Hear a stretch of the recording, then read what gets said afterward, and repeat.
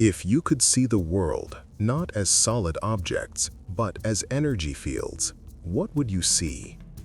The semiadores of Ratanabá did not see quartz just as a beautiful stone. For them, the crystal was the most advanced hardware in the universe. Today, our most advanced technology, the silicon chips in your computers and the fiber optic lasers, is based on the same principle that Ratanabá used for millennia: the ability of crystals to store and transmit information. The difference? They did not use external electricity. They used the frequency of human consciousness. Quartz is piezoelectric. This means it transforms mechanical pressure into electricity and vice versa. In Ratanabá, the temples were enormous oscillators. When a group of people gathered and chanted a harmonic sound, the pressure of the sound waves compressed the crystal walls, generating electromagnetic fields that stabilized the climate, healed diseases, and even altered the perception of time. It was not magic, it was vibrational engineering. The pyramids of Ratanabá were, in fact, data servers. Each facet of the crystal was a bit of information, where the history, music, and intention of the civilization were engraved through light and sound. Do you remember those experiments where sand on a metal plate forms perfect geometric patterns when exposed to certain musical notes? That is cymatics. In Ratanabá, the entire city was a living experiment in cymatics. The squares, gardens, and dwellings were designed so that when the frequency of unity was maintained, matter itself would organize perfectly. If the vibration dropped, the physical structure began to degrade. The architecture was a direct mirror of the population's mental health. To understand Ratanabá, we first need to unlearn what we know about technology. In our modern era, we define technology as the mastery over the electron, copper wires, semiconductors, and lithium batteries. But the semiadores operated an octave higher. They mastered the domain of the photon and frequency. If you look at the heart of your computer today, you will find a silicon crystal. Why do we use silicon? Because it has the unique ability to organize information. What modern science is now rediscovering through quantum computing and 5D data storage in quartz crystals, the ancient inhabitants of the Amazon already used as the foundation of their daily reality. They knew that matter is not solid. Matter is just energy condensed to a vibration slow enough to be touched. Imagine a city where the walls were not just physical barriers, but living libraries. In Ratanabá, the concept of architecture was inseparable from the concept of memory. Each block of translucent quartz that composed the great towers of the city was imprinted with data. Through a process we would today call holographic recording, the semiadores used beams of coherent light and focused intention to register the entire history of humanity in the atomic structure of the stones. This explains why, to this day, researchers and intuitives feel a presence or receive downloads of information when touching certain megaliths or raw crystals in the jungle. They are accessing the remaining servers of a global network that was never fully shut down. The technical foundation of this architecture lay in piezoelectricity. When you apply pressure to a quartz crystal, it generates an electric charge. But the reverse is also true. When you apply an electric charge or a sound frequency, the crystal vibrates. The semiadores transformed this law of physics into a monumental art form. The pyramids and temples of Ratanabá were essentially musical instruments of titanic proportions. They were not built with mortar, but held together by resonance. On activation mornings, groups of hundreds of people would gather in the geometric squares. Through specific harmonic chants, frequencies we now know as solfeggio tones, they created sound pressure waves that reached the heart of the quartz structures. The result was a visual symphony. The walls would begin to glow with a blue and violet luminescence, creating an electromagnetic field of protection and nourishment that enveloped the entire city. This field not only provided energy for their light devices, but also purified the water and optimized the growth of surrounding plants. It was a perfect symbiosis between geology, biology, and sound. The city sang, and as long as it sang, it remained indestructible. If we could see Ratanabá from above during one of these activation moments, we would see something that defies our understanding of urbanism.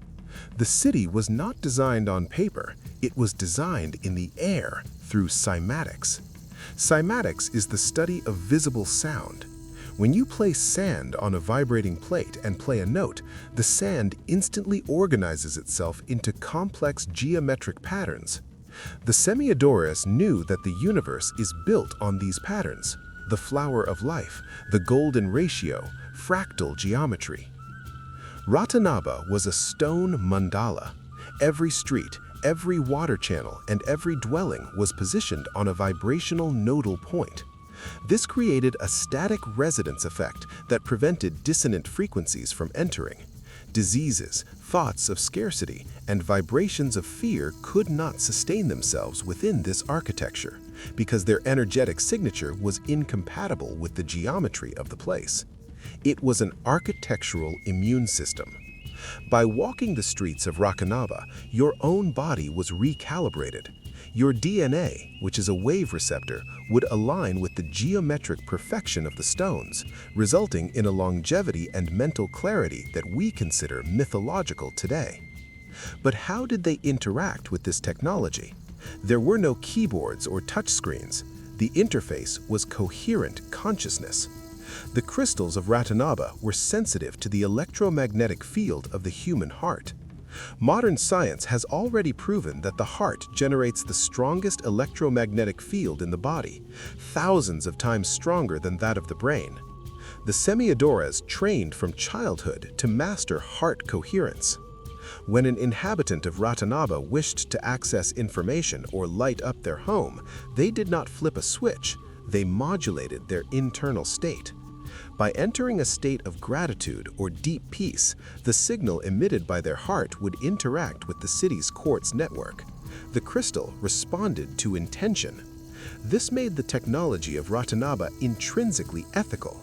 An individual in a state of rage or imbalance simply could not turn on the city's systems. The vibrational architecture was the ultimate security mechanism. Only those in harmony with the whole could wield the power of light. This is why the fall of Ratanabá was not a technical failure, but a fall in frequency, a bug introduced into the software of the human soul that eventually shut down the crystal hardware.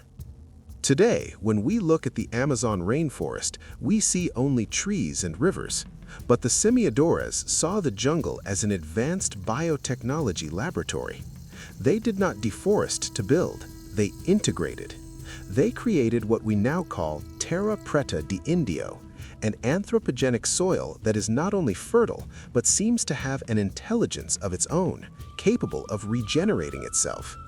This soil was the organic circuit board that connected the crystal cities to the neural network of the forest. The rivers of the Amazon basin were not just transportation routes, but conductors of liquid information. Water, as we know from studies on water memory, is the largest database on the planet. In Ratanabá, water was programmed with healing frequencies and then distributed through channels that followed the golden ratio, ensuring that every living being, human, animal, or plant, was connected to the same central frequency. The forest was the cloud computing of Ratanabá, where knowledge was stored in the roots and distributed by the waters.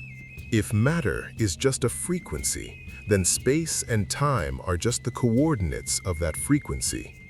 For the semiodores of Ratanabá, traveling from one point to another was not a matter of mechanical displacement, but of tuning. This is where we enter the most controversial and fascinating aspect of vibrational architecture, the light portals.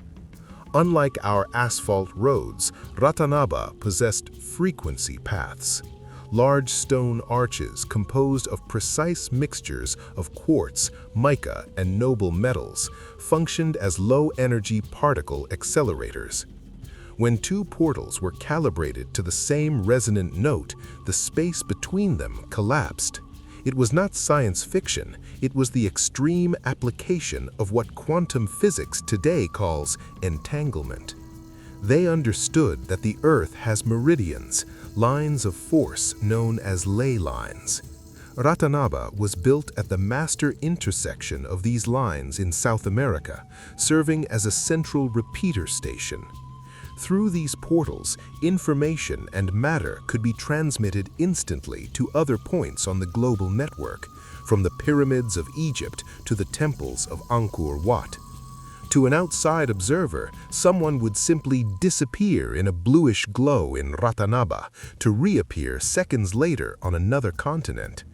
This technology explains why we find identical geometries and mirrored astronomical knowledge in civilizations separated by oceans. They did not just navigate the seas, they navigated the very fabric of reality. The vibrational architecture of Ratanabá did not only look to the Earth, it was a continuous observatory of the cosmos. The crystal towers served not only for illumination, they were intergalactic radio antennas. Quartz has the ability to capture extremely low-frequency electromagnetic waves from deep space. The semeadores did not use optical telescopes to see the stars. They listened to the sound of the planets. Each celestial body emits a unique radio frequency, the music of the spheres that Pythagoras spoke of. In silent listening rooms, lined with polished obsidian to isolate terrestrial noise, the initiates of Ratanabá tuned into the vibrations of Sirius, the Pleiades, and Orion. They received data through a process of crystal-assisted telepathy. The crystal acted as a translator, converting cosmic frequencies into images and concepts understandable by the human mind. Ratanabá was therefore a stellar embassy. Knowledge about the astronomical cycles of the precession of the equinoxes and long-term climate changes did not come from hundreds of years of observation, but from direct transmissions received through this vibrational communication network. They knew that human DNA was a project from the stars, and that maintaining the city's frequency was vital to keeping the link with their extraplanetary origins. Perhaps the greatest secret of vibrational architecture was the ability to shape physical matter through sound. How were the blocks weighing hundreds of tons that we find in places like Sacsayhuaman or the hidden foundations of Ratanabá moved? The answer lies not in brute force, nor in heavy machinery, but in acoustic levitation. By creating a high-intensity standing sound wave between two synchronized frequency sources, the semeadores could create a zero-gravity point where the object's weight was nullified. In the sacred quarries, one did not hear the sound of hammers and chisels, but the sound of choirs and stringed instruments made of resonant metals. The stone block was enchanted until its molecular structure became malleable, almost like hot clay, allowing for joints so precise that not even a sheet of paper could pass between them. The stone became as light as a feather and could be guided with just the touch of a hand. When the sound stopped, the stone's molecular structure returned to its original rigid state, sealing itself for eternity. Therefore, the architecture of Ratanabá did not seem built, but rather grown. The lines were organic, following the flow of the site's telluric energy, merging what was mineral with what seemed vegetable. Life in Ratanabá was a constant immersion in a regenerative sound bath. The architecture was the doctor. There were no hospitals as we know them. Instead, there were chromatic resonance chambers. If an inhabitant felt a dissonance in their body, what we today call illness, they would enter a chamber where sunlight was filtered through specific crystals to project colors and sound frequencies that corrected the vibrational rhythm of their cells. They understood that death and aging are the result of vibrational entropy, the disordering of cells. By living inside houses that constantly emitted the Schumann resonance and gold harmonics, the inhabitants of Ratanabá kept their telomeres, the tips of the chromosomes, intact for centuries. Death was not a traumatic event of organic failure, but a conscious choice to change vibrational state, a graduation of consciousness to a higher octave. The city itself facilitated this transition, serving as a transformer that prepared the soul for the journey beyond the physical body. However, all this technology depended on a single pillar, the unity of collective consciousness. The vibrational system of Ratanabá was a total energy democracy. If the majority of the population maintained a frequency of peace, the city shone. But the system was vulnerable to dissonance. Like a virus in a software, the concept of separation and ego began to infiltrate the minds of some semiadores. Small disputes over prestige or the desire to retain individual knowledge created the first interference waves in the field of Ratanabá. Imagine an orchestra where some musicians start playing a slightly different note on purpose. At first, the sound just seems strange, but gradually the harmony crumbles. The crystal walls, sensitive to this change, began to lose their transparency and become opaque. The light that powered the city began to fail, becoming intermittent. The light portals became unstable, making travel dangerous. The technology, which was the mirror of the soul, was reflecting the beginning of a psychic fall. The crystal hardware was not failing, it was simply responding to the noise that now dominated the hearts of men. As the vibration fell below a critical threshold, the law of entropy resumed command. Without the constant sound maintenance, the stone blocks regained their original weight. The great light towers shut down, one by one. The global network of portals was disconnected for safety to prevent the dissonance from spreading to other stellar colonies. Ratanabá entered hibernation mode. The forest, which had always been the silent partner of this system, received the biological order to protect what remained. The roots of the trees wrapped around the pyramids, the black earth covered the squares, and the humidity of the Amazon created a layer of insulation for the frequencies still remaining in the stones. The knowledge was not destroyed, it was encrypted. The crystals became mute to those who sought them with a mind of separation, but they continued to pulse for the earth. Ratanabá disappeared from the visible spectrum, but its vibrational architecture remains there, waiting for humanity to once again reach the fundamental note of harmony so that the court servers can be restarted.